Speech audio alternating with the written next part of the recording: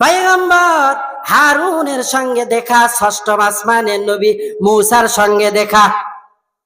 আল্লাহ তাআলা দ্বিতীয় আসমান বানিয়েছেন লোহা দ্বারা, তৃতীয় আসমান বানিয়েছেন তামা দ্বারা, চতুর্থ আসমান আল্লাহ বানিয়েছেন রূপা দ্বারা, পঞ্চম আসমান আল্লাহ তাআলা বানিয়েছেন স্বর্ণ দ্বারা, ষষ্ঠ আসমান আল্লাহ তাআলা বানিয়েছেন মুক্তা দ্বারা। এবার আল্লাহ পাকের হাবিব ও সপ্তম আসমানে চলে গেলেন। যাওয়ার পরে আল্লাহর হাবিব তাকিয়ে দেখে আল্লাহ তাআলা সপ্তম আসমান বানিয়েছে হলো লাল ইয়াকুত পাথর দ্বারা। সুবহানাল্লাহ বলেন। সপ্তম আসমানে যাওয়ার পরে বাইতুল মামুর, আমাদের কাবা শরীফ বরাবর উপরে বাইতুল মামুর, আল্লাহ তাআলা কত ফেরেশতা বানিয়েছে জানেন? একবারে বাইতুল মামুর যেই ফেরেশতা তওয়াফ করার সুযোগ পায়, কিয়ামত পর্যন্ত ওই ফেরেশতা আর এই বাইতুল মামুর তওয়াফ করার সুযোগ পাবে না। আমাদের কাবা হচ্ছে কোথায়? মক্কাতে। আর ফেরেশতাদের কাবা ওই বাইতুল মামুর, ৭ আসমানের উপরে। আল্লাহর হাবিব তাকিয়ে দেখলেন পয়গম্বর ইব্রাহিম জাতির পিতাকে, কথা কয় না, জাতির পিতাকে মিল্লাতা আবিকুম ইব্রাহিম হুয়া সাম্মাকুমুল মুসলিমিন।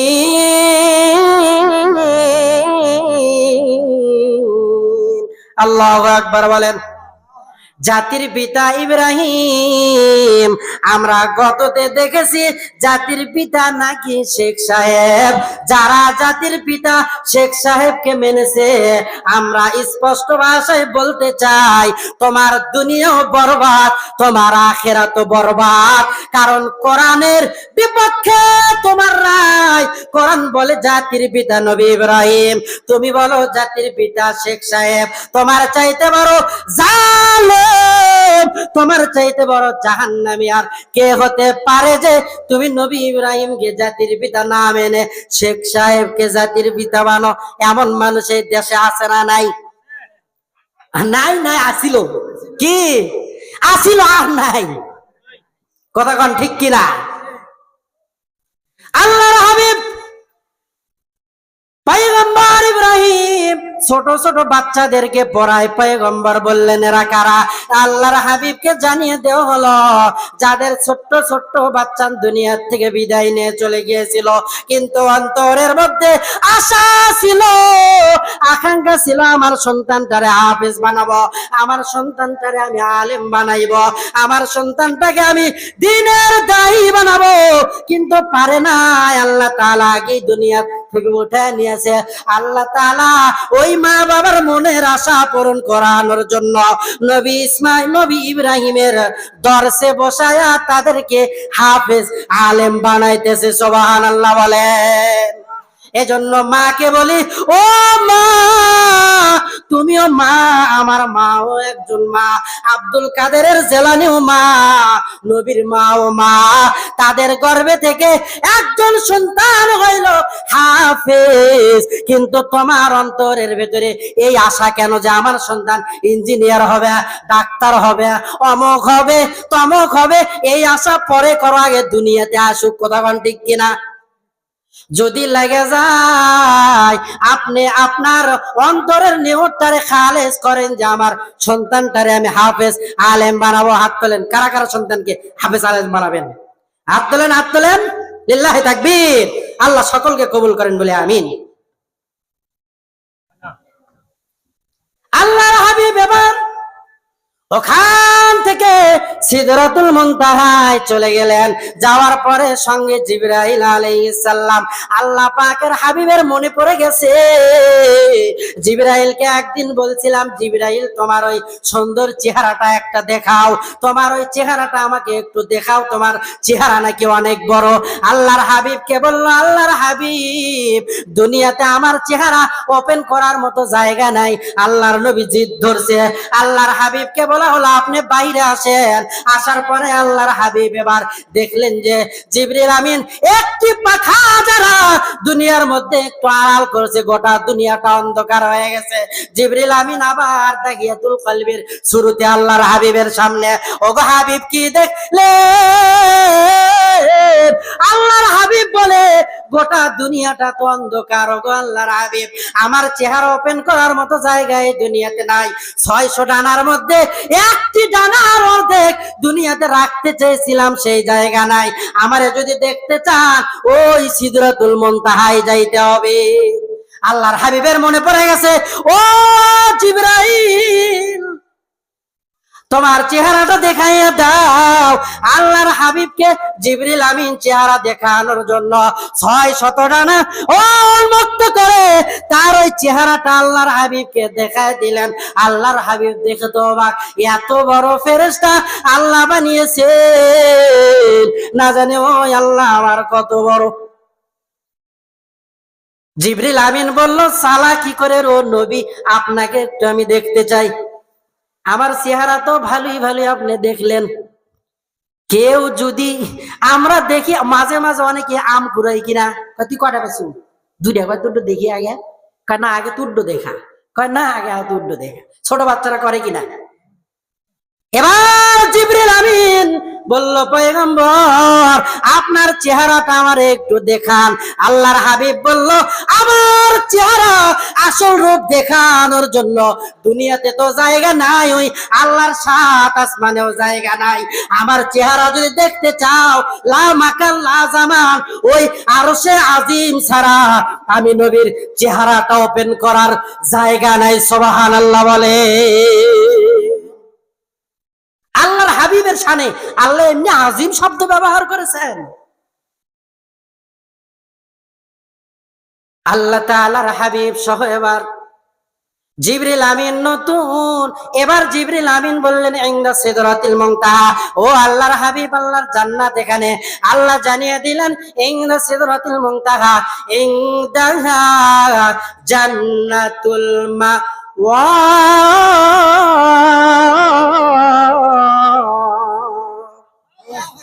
জান্নাতুল মাওয়া সেখানে অবস্থিত। আল্লাহর হাবিব জান্নাতের মধ্যে প্রবেশ করবেন। ভিন্ন একজন ফেরেশতা এসে আল্লাহর হাবিবকে নিয়ে জান্নাত দেখানোর পরে আল্লাহর হাবিবকে বললেন, ওগো হাবিব, আপনি একটু আপনার উম্মতের জন্য আল্লাহ তাআলা যে নহরগুলো ব্যবস্থা করে রেখেছেন, মাসালুল জান্নাতিল্লাতি বুইদাল মুত্তাকুন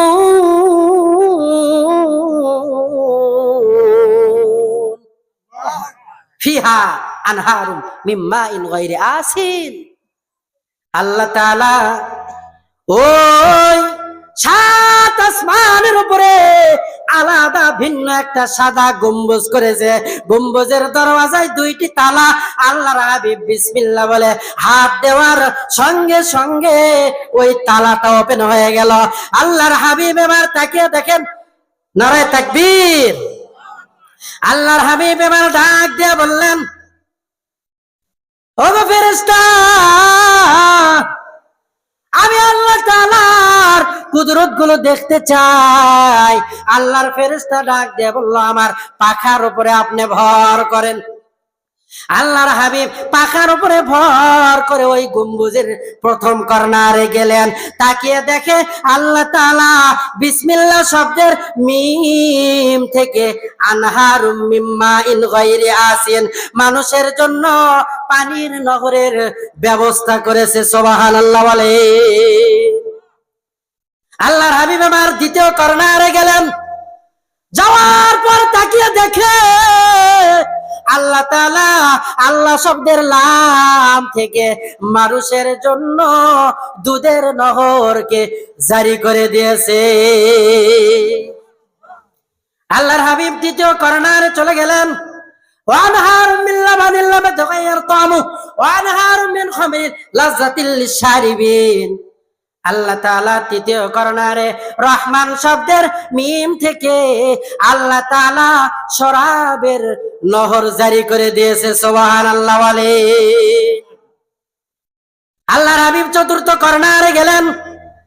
যাওয়ার পর তাকিয়ে দেখে আল্লাহ তাআলা রহিম শব্দের মিম থেকে বান্দাদের জন্য মধুর নহরকে জারি করে দিয়েছে। সুবহানাল্লাহ বলে। আল্লাহর হাবিব সব প্রত্যক্ষ করে দেখতেছেন।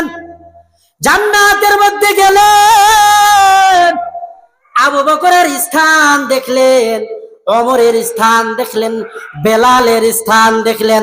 আল্লাহর হাবিব জান্নাতের মধ্যে যায়, সামনে সামনে বেলালের পায়ের খরমের আওয়াজ শোনা যায়।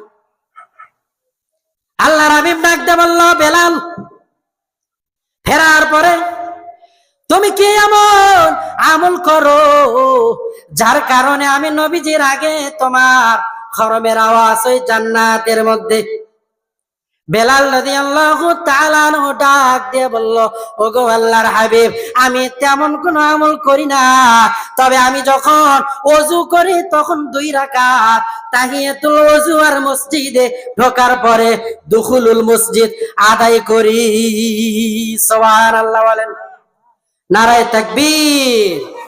আজকের মাহফিলের প্রধান বক্তার আগমন। লিল্লাহে তাকবীর। জয়নগরবাসীর পক্ষ থেকে লিল্লাহে তাকবীর।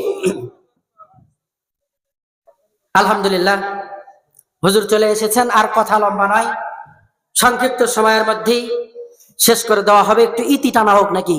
ইনশাআল্লাহ বলেন। আল্লাহ পাকের হাবিব বেলাল রাদিয়াল্লাহু তাআলা আনহু জিজ্ঞাসা করলেন, তুমি কি এমন আমল করো যার কারণে তুমি এই মক্কার জমিনে কিন্তু তোমার পায়ের আওয়াজ ওই জান্নাতের মধ্যে? আল্লাহ পাকের হাবিব বললেন, ইয়া রাসূলুল্লাহ, আমি দুখুলুল মসজিদ করি আর তাহিয়াতুল ওযুর নামাজ আদায় করি। বেলাল রাদিয়াল্লাহু তাআলা আনহুর চেহারা ছিল কালো, তার ঈমানটা ছিল ভালো। কি কথা বলে? চেহারা ছিল কালো, তার ঈমানটা ছিল ভালো। ঈমান এই জন্য আমাদের ঠিক করতে হবে। ঈমান ঠিক, বান্দার সব ঠিক। বান্দার ঈমান নেই, পাহাড় পরিমাণ আমল থেকেও কোনো লাভ নেই। আখলিস দীনাকা ইয়াকফিকাল আমালুল কলিল। দিন আই ঈমান, যার ঈমান ঠিক আছে, কাফা ইয়াকফি আমালুল কলিল।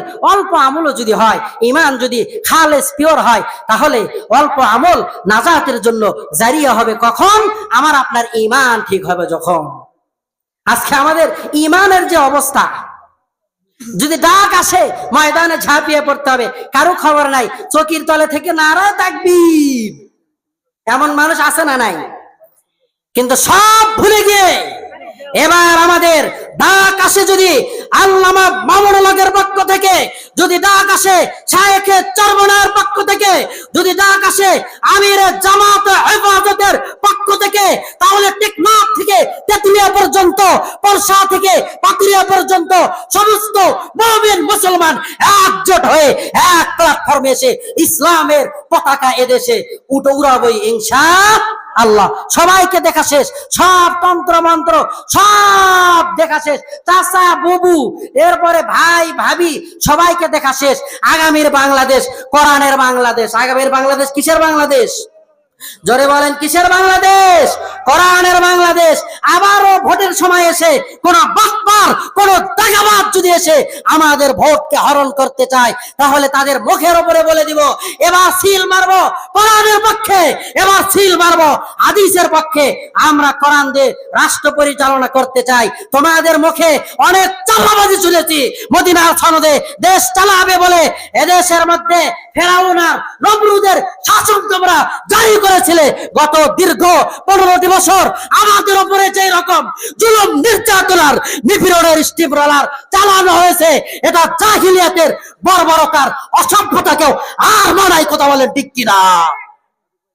এজন্য আসুন সব ভুলে গিয়ে কোরআন দিয়ে দেশ চালানোর জন্য আলেম ওলামাদের সঙ্গে আছেন তো? কে কে আছেন হাত উঠান, লিল্লাহি তাকবীর। আল্লাহ আমাদের কবুল করুন বলে আমিন। আলহামদুলিল্লাহ। আমি ছোট মানুষ, আপনাদের মাঝেই আমাদের বড় হওয়া। আমার জীবনের প্রথম একটা মাহফিল আমি ফেসবুকে ছাড়ি। সেই মাহফিলটা হয় এই মসজিদেরই, ওই যে আমাদের বয়জাল সাহেবের বাড়ির খুলিত। সেই মাহফিলে আজকে আবার আমি বক্তা। আলহামদুলিল্লাহ বলেন। শুরু ওখানে, আর এই শুরু এখানে। আল্লাহ তাআলা নির্বিঘ্নে কোরআনের কথা বলার জন্য ময়দানে কবুল করুন, সকলেই বলে আমিন। আমার এলাকার আরো অনেক ওলামায়ে কেরাম আছেন, যে কথাটা বললাম, আমাদের প্রিয় বড় ভাই রাকিবুল ইসলাম হেলালি আছেন, মোশাররফ আঙ্কেল আছেন, মোহাম্মদ আলী আছে, আমরা সবাই ময়দানে কথা বলি। আল্লাহ তাআলা সকলকে সারা বিশ্বব্যাপী কবুল করুন। আপনাদের সুনজর, আপনাদের নেক নজর আমাদের উপরে থাকুক। আপনাদের দোয়াই আজকে আমরা এত দূর। পেছন থেকে কেউ না ঠেললে অনেক সময় গাড়ি যায় না, কথা কোন ঠিক কিনা? আমাদের পেছন থেকে আপনারাই ঠেলেছেন, আজকে আবার একেবারে দামি গাড়ি চড়াইয়া দিয়েছেন। আল্লাহ তাআলা আপনাদের এই কুরবানি, আপনাদের এই আমাদেরকে উৎসাহ উদ্দীপনা যে আপনারা দিয়েছেন, এর বদলায় আল্লাহ তাআলা আপনাদেরকে জান্নাতের মেহমান বানান। আমার এলাকার অনেকেই কবরের বাড়িতে চলে গেছেন, আমার দাদাও চলে গিয়েছেন, এই বড় বাড়ির অনেকেই এখানে শুয়ে আছেন। আমার সামনে যার কথা না বললেই নয়, ইউনূস সাহেব, আহারে মাঝে মাঝে আমি আমার মসজিদে এনার কথা বলি। ইনি যখনই ওই দিক দিয়ে যেতেন, আমাকে ধরে নিয়ে বাজারে যাইতেন, বাজার সদাই খাওয়াইতেন। ইউনূস সাহেব, এনার কথা আমি খোদার কসম করে বলছি, লদাপাড়া মসজিদে আমি হাজারবার বলছি, মাঝে মাঝেই বলি যে আমার এই উদ্দীপনা, তার মাথায় টুপি দেখেছি, তার পরনে জুব্বা দেখেছি, এই ভেতরে একটা স্প্রেহা। মোহাম্মদ আলী যখন মাদ্রাসায় যায়, মোহাম্মদ আলী আর দাদার ছেলে, আমার পরিবার থেকে আমাকে মাদ্রাসাতেই দিবেন, আমি মোহাম্মদ আলীর সাথে দৌড় মারছে, দাদা সাক্ষী, জানি না, আমার মাও জানে না। পরে আমাকে পাঞ্জাবি কিনে দিয়েছে, আমি মোহাম্মদ আলীর সাথে গেছি মাদ্রাসায়। আপনাদের দোয়া নেক নজরে আল্লাহ তাআলা কবুল করেছেন। আল্লাহ তাআলা আমাদের সবাইকে দেশ ও জাতির খেদমত কল্যাণের জন্য কবুল করেন, সকলেই বলে আমিন। আপনাদের জন্য দোয়া করি, দোয়া চাই। আল্লাহ তাআলা সকলের সুস্বাস্থ্য কামনা করে এখানেই শেষ করছি। আসসালামু আলাইকুম ওয়া রাহমাতুল্লাহি ওয়া বারাকাতুহু।